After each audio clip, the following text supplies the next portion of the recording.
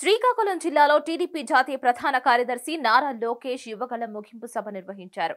ఈ సభ మాజీ మంత్రి కిమిడి కళా వెంకట్రావు ఆధ్వర్యంలో నిర్వహించగా ఎచ్చల నియోజకవర్గం నుంచి నాయకులు, కార్యకర్తలు తదితరులు తండోపతండాలుగా తరలి వెళ్తున్నారు. టీడీపీ యువ నాయకులు, రాష్ట్ర టీడీపీ కార్యదర్శి, మాజీ మంత్రి కిమిడి కళా వెంకట్రావు తనయుడు కిమిడి రామ్ మల్లిక్ నాయుడు కార్యక్రమంలో పాల్గొని మాట్లాడారు. జనవరి 27న కుప్పంలో నారా లోకేష్ పాదయాత్ర ప్రారంభించారని, 226 రోజుల్లో 3198 కిలోమీటర్ల సుదీర్ఘంగా ఆయన నడవడం జరిగిందని అన్నారు.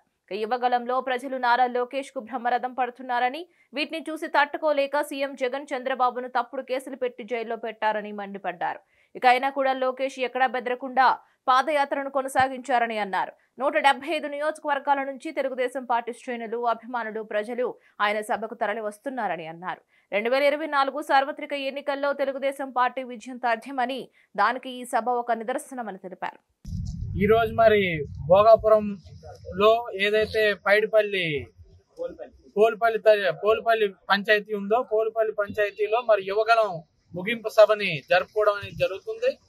ఈ సంవత్సరం జనవరి 27వ తేదీన మరి మా నేషనల్ జనరల్ సెక్రటరీ గారైన మా యువ నేత, మా భవిష్యత్తు నేత, మా ఉదయించే సూర్యుడు నారా లోకేష్ గారు మరి పాదయాత్ర కుప్పంలో మొదలు పెట్టడం జరిగింది.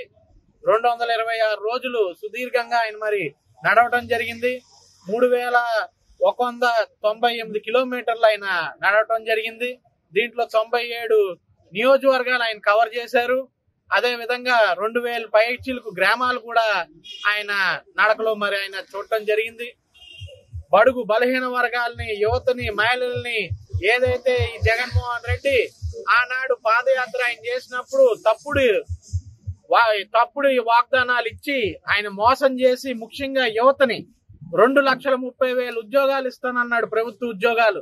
అధికారంలోకి రాగానే ఒక్క సంతకంతో సిపిఎస్ ని రద్దు చేస్తా అని చెప్పి టీచర్లను మోసం చేశాడు. ఇవాళ చూస్తే అంగన్వాడీ వర్కర్లు మరి రోడ్లెక్కి ఎన్ని బాధలు పడుతున్నారో, ఆశా వర్కర్లు ఎన్ని బాధలు పడుతున్నారో. ఈ రాష్ట్రానికి కొత్తగా వచ్చిన ఒక్క పరిశ్రమ లేదు, కొత్తగా వచ్చిన ఒక్క రూపాయి పెట్టుబడి లేదు. ఉన్న పెట్టుబడులు వెళ్ళిపోతున్నాయి, ఉన్న పరిశ్రమలు వెళ్ళిపోతున్నాయి. నిరుద్యోగం ఈ రాష్ట్రంలో పెరిగిపోయింది. యువతకి ఉద్యోగాలు లేవు, కొత్తగా ఏర్పడుతున్న పరిశ్రమలు లేవు అని రాష్ట్రం మొత్తం బాధపడుతున్న సమయంలో చీకటి మేఘాలు ఏవైతే ఈ రాష్ట్రంలో కమ్ముకున్నాయో వాటన్నిటిని ఉదయించే సూర్యుడిలా తొలగించుకుంటూ మరి నారా లోకేష్ గారు పాదయాత్రని మొదలుపెట్టి ముందుకు వెళ్ళటం జరిగింది.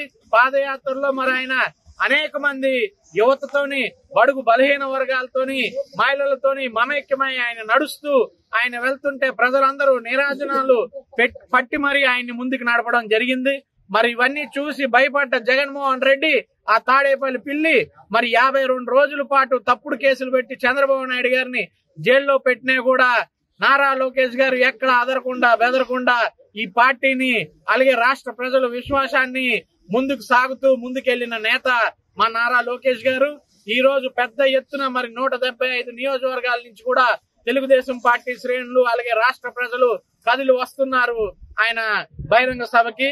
ఈ రోజు కేవలం లోకేష్ గారు ముగింపు సభే కాదు, ఇక్కడి నుంచి జనసేన, తెలుగుదేశం పార్టీ ఉమ్మడి కార్యాచరణను కూడా ఈ సభ నుంచి ఆరంభిస్తున్నాము.